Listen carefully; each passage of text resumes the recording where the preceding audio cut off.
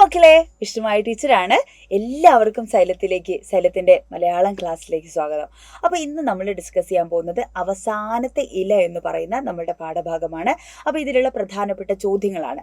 അപ്പോൾ ആരാണ് ഈ ഒരു കഥ എഴുതിയെന്ന് അറിയാമോ നിങ്ങൾക്ക്? അമേരിക്കൻ സാഹിത്യകാരനായിട്ടുള്ള വില്യം സിഡ്നി പോർട്ടറാണ് ഈ ഒരു കഥ എഴുതിയിട്ടുള്ളത്. അദ്ദേഹത്തിൻ്റെ തൂലികാ നാമമാണ് ഓ ഹെൻറി എന്നുള്ളത് കേട്ടോ. അപ്പോൾ അദ്ദേഹത്തിൻ്റെ വളരെ മനോഹരമായിട്ടുള്ള കഥയാണ് അവസാനത്തെ ഇല. രണ്ട് പെൺകുട്ടികളും അല്ലെ, ബർമാൻ എന്നറിയപ്പെടുന്ന ചിത്രകാരനുമാണ് ഇതിലെ പ്രധാനപ്പെട്ട കഥാപാത്രങ്ങൾ. ജോൺസി എന്നും സ്യൂ എന്നും പേരായിട്ടുള്ള രണ്ട് സുഹൃത്തുക്കളാണ്. അവർ രണ്ടുപേരും ചിത്രകാരികളാണ്. മറ്റൊരു കഥാപാത്രം ആരാണ്? ബർമാനാണ്. 60 വയസ്സ് കഴിഞ്ഞ അദ്ദേഹം ജീവിതത്തിൽ ഒരിക്കൽ പോലും അദ്ദേഹത്തിന്റെ മാസ്റ്റർ പീസ് ചിത്രം വരച്ചിട്ടേ ഇല്ല അദ്ദേഹം. അപ്പോൾ അദ്ദേഹം ഒരു മോഡലൊക്കെ ആയിട്ട് വർക്ക് ചെയ്യുന്ന തന്റെ പെൺകുട്ടികളെ ഈ പെൺകുട്ടികളെ തന്റെ സ്വന്തം കുഞ്ഞുങ്ങളായി കരുതുന്ന ഒരു കഥാപാത്രം കൂടെയാണ്. ഓക്കെ, അപ്പോൾ ഇവിടെ ന്യൂമോണിയ എന്ന് പറയുന്ന രോഗം പെൺകുട്ടികളിൽ ഒരാൾക്ക് പിടിപെടുകയും മരണാസന്നയായിട്ട് കിടക്കുന്ന സമയത്ത് ബർമാൻ എന്ത് ചെയ്യാണ്, ജീവിതത്തിലേക്ക് അവരെ തിരിച്ചു കൊണ്ടുവരികയും ചെയ്യുന്ന ഒരു സന്ദർഭമാണെന്ന് നിങ്ങൾക്കറിയാലോ. അപ്പോൾ ഈ ഒരു പാഠഭാഗത്ത് നിന്ന് നമുക്ക് ചോദിക്കാൻ സാധ്യതയുള്ള ചില ചോദ്യങ്ങളാണ്, ഏറ്റവും പ്രധാനപ്പെട്ട ഷുവറായിട്ടുള്ള ചില ചോദ്യങ്ങളാണ് നമ്മൾ പരിചയപ്പെടാൻ പോകുന്നത്. നോക്കിക്കോളൂ. ന്യൂമോണിയയ്ക്ക് മനുഷ്യനുമായി എന്തൊക്കെ മാനുഷിക മൂല്യങ്ങളാണ് ഈ ന്യൂമോണിയയ്ക്ക് നൽകുന്നതെന്നുള്ളതാണ്. ന്യൂമോണിയ ഒരു അസുഖമാണ് അല്ലേ. അപ്പോൾ ഈ അസുഖത്തിന് എന്തൊക്കെ മൂല്യങ്ങളാണ്, മാനുഷികമായിട്ടുള്ള ഗുണങ്ങളാണ് കഥയിൽ നൽകുന്നതെന്നുള്ളതാണ് ചോദിച്ചിട്ടുള്ളത്. അപ്പോൾ ന്യൂമോണിയെ കറുത്ത കൈകളുള്ള കരങ്ങളുള്ള, രാത്രിയെന്നോ പകലെന്നോ ഇല്ലാതെ ഇറങ്ങി നടക്കുന്ന ഒരു മനുഷ്യനായിട്ടാണ്. അപ്പോൾ രാത്രിയും പകലും എപ്പോഴും ഈ രോഗം പിടിപെടാം അല്ലേ. അപ്പോൾ എപ്പോഴും ഇറങ്ങി നടക്കുന്ന ഒരു മനുഷ്യനായിട്ടാണ്, കറുത്ത കരങ്ങളുള്ള ഒരു മനുഷ്യനായിട്ടാണ് എന്ത് ചെയ്യുന്നത്, കഥയിൽ ന്യൂമോണിയെ അവതരിപ്പിക്കുന്നത്. അവിടെയും ഇവിടെയും ഓരോരുത്തരെ ചെന്ന് തൊട്ടു നോക്കുന്നുണ്ട് എന്ന് പറഞ്ഞാൽ എന്താണ്, മനുഷ്യരാണെങ്കിൽ തോണ്ടുകയൊക്കെ ചെയ്യും. അപ്പോൾ തൊട്ടു നോക്കി എന്ന് പറഞ്ഞു കഴിഞ്ഞാൽ രോഗം പിടിപെടുകയാണ്. അവിടെ ഇവിടെയൊക്കെ ചെന്നിട്ട് എന്ത് ചെയ്യുന്നു, ആളുകളെയൊക്കെ തൊട്ട് നോക്കിക്കൊണ്ടിരിക്കുകയാണ് അല്ലേ. മിസ്റ്റർ ന്യൂമോണിയെ ഒരു മാനിൽ നിന്ന് വിളിക്കാൻ സാധ്യമല്ല. എങ്ങനെയാണ്? ചുവന്ന മുഷ്ടിയുള്ള, ശ്വാസം വലിക്കുന്ന ഒരു അവലക്ഷണം കെട്ട ഒരുത്തനായിട്ടാണ് തീരുന്നത് ഒരുത്തൻ അല്ലേ. അങ്ങനെ മാനുഷിക മൂല്യങ്ങൾ നൽകിയിട്ടാണ് ന്യൂമോണിയെ അവതരിപ്പിക്കുന്നത്. കാര്യം തിരക്കിക്കൊണ്ട് സ്യൂ ജനാലയിലൂടെ പുറത്തേക്ക് നോക്കി. സ്യൂ ജനാലയിലൂടെ കണ്ട കാഴ്ചകൾ എന്തൊക്കെയായിരുന്നു? സ്യൂ ജനാലയിലൂടെ പുറത്തേക്ക് നോക്കുന്ന സമയത്ത് ഉണങ്ങി വരണ്ട ഒരു മുറ്റമാണ് കാണുന്നത് അല്ലെ. അകലെ ഒരു ഒഴിഞ്ഞ ഇഷ്ടിക വെച്ചിട്ടുള്ള ഒരു ചുമരുണ്ട്. വേരുകളും തണ്ടും ദ്രവിച്ച ഒരു വള്ളിച്ചെടി ആ ചുമരിൽ പകുതി ഭാഗം പടർന്ന്, ആ വള്ളിച്ചെടി എന്ത് ചെയ്താണ്, ആ മതിലിന്റെ ഇടയിൽ വിടവ് കൂടിയൊക്കെ വളർന്നു വന്നാണ് അല്ലെ.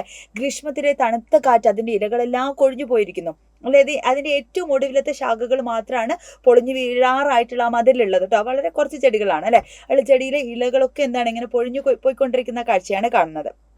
ഇനി ചിലപ്പോൾ ആസ്വാദനക്കുറിപ്പിന് എന്ത് ചെയ്യാം, ഒരു ചോദ്യം ഈ പാഠഭാഗത്ത് നിന്ന് ചോദിക്കാം. ആളുകൾ ഇങ്ങനെ ശവസംസ്കാര ചടങ്ങ് നടത്തുന്നവന്റെ കൂടെ മനസ്സുകൊണ്ട് ചേർന്നിരുന്നത് വൈദ്യശാസ്ത്ര രംഗത്തെ ബാലിശമായി കാണിക്കുന്നു.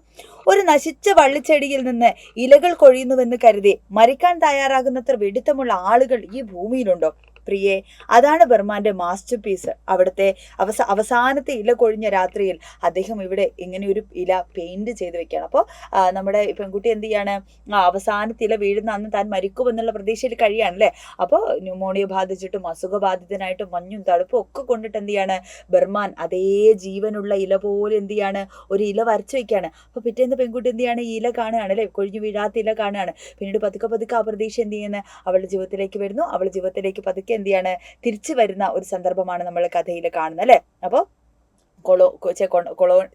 കോളനിയിൽ ന്യൂമോണിയ പടരുന്നതും ന്യൂമോണിയ ബാധിച്ച പെൺകുട്ടിയെക്കുറിച്ചും അവളെ സഹായിക്കാൻ കഴിയുന്നില്ലല്ലോ എന്ന് വിലപിക്കുന്ന സുഹൃത്തിനെ കുറിച്ചും ആത്മാർത്ഥയായിട്ടുള്ള അന്ധവിശ്വാസത്തിൽ വീണു പോയിട്ടുള്ള നമ്മുടെ പെൺകുട്ടി ഈ ഇല കൊഴിയുമ്പോൾ ഞാനും മരിക്കും എന്ന് പറയുന്ന വിശ്വാസത്തിൽ വീണ പെൺകുട്ടിയും സ്വന്തം ജീവൻ ബലി കഴിപ്പിച്ച് ചിത്രകല ഉപയോഗിച്ചും അവളെ രക്ഷിക്കുന്ന ചിത്രകാരൻ എന്നുള്ള രീതിയിൽ ബർമാനെ കുറിച്ചും അയാൾ വരച്ചത് അയാളുടെ മാസ്റ്റർ പീസ് ആയിരുന്നു, ഒരു അവസാനത്തെ ചിത്രമായിരുന്നു എന്നുള്ള രീതിയിൽ എന്ത് ചെയ്യണം, വളരെ മനോഹരമായ രീതിയിൽ സൗന്ദര്യാത്മകമായിട്ടുള്ള ഭാഷ ഉപയോഗിച്ച് ഒരു ആമുഖവും ഒരു തുടക്കവും ഒടുക്കവും ഒക്കെ ഉള്ള രീതിയിൽ വളരെ മനോഹരമായ രീതിയിലാണ് എന്ത് ചെയ്യേണ്ടത്, നമ്മൾ ആസ്വാദനക്കുറിപ്പ് തയ്യാറാക്കേണ്ടത് കേട്ടോ. അടുത്ത ഒരു പ്രധാനപ്പെട്ട ചോദ്യം ഈ പാഠത്തിൽ നിന്ന് ചോദിക്കാൻ സാധ്യതയുള്ളത് ഏതാണ്? കഥാപാത്ര നിരൂപണമാണ്. ഇതിൽ ഏറ്റവും സാധ്യതയുള്ള ഒരു ചോദ്യം ഏതാണ്? നമ്മുടെ ബർമാന്റെയാണ് അല്ലെ. അപ്പൊ കുറച്ച് നമ്മൾ കാണുന്ന വരൂപിയൊക്കെ ഓരോ ആളുകളുടെയാണ്. അപ്പൊ ടെക്സ്റ്റിൽ അങ്ങനെ പറഞ്ഞുകൊണ്ട് നമ്മൾ ആ വാക്ക് എടുത്തു എന്നേ ഉള്ളൂ. അങ്ങനെ അല്ലെ, ഒരു വൃദ്ധനാണ് നമ്മളുടെ ആര്യ ബർമാൻ എന്ന് പറയുന്നത്. ഉപജീവനത്തിനായി അദ്ദേഹം മോഡലായിട്ടൊക്കെ ജോലി ചെയ്യുന്ന ആളാണ്. മാസ്റ്റർ പീസ് ചിത്രം ഒരു നാൾ വരയ്ക്കും എന്ന് കരുതി ഒരു വര പോലും വരയ്ക്കാതെ അല്ലെ ഇരിക്കുന്ന ഒരു കഥാപാത്രമായിരുന്നു. തൻ്റെ രോഗത്തെ എന്താണ് മാറ്റി വെച്ചുകൊണ്ട് അല്ലെ നമ്മുടെ അദ്ദേഹം മകളെ പോലെ സ്നേഹിക്കുന്ന പെൺകുട്ടിയെ അല്ലെ ജീവിപ്പിക്കാൻ വേണ്ടി എന്ത് ചെയ്യുന്നു അല്ലെ ആ വള്ളിച്ചെടിയിൽ എന്താ പറയുക ഒരു ഇല വരച്ചു ചേർക്കുന്ന ബർമാനെയാണ് നമ്മൾ കാണുന്നത്. ജോൺസിയുടെ വിശ്വാസം രക്ഷിക്കാൻ വള്ളിച്ചെടിയിൽ ഒരു ഇല വരച്ചു ചേർക്കാൻ ബർമാൻ എന്ത് ചെയ്യാണ് കൊച്ചുന്ന തണുപ്പത്തിരുന്ന് ആ ചിത്രം പൂർത്തിയാക്കുകയാണ് അല്ലെ അയാളെ ജീവൻ പണയം വെച്ചിട്ട്. അതിൽ അവിടെ ഉണ്ട് എന്ന വിശ്വാസം അവളുടെ രോഗത്തിൽ നിന്ന് രക്ഷിക്കുന്നു.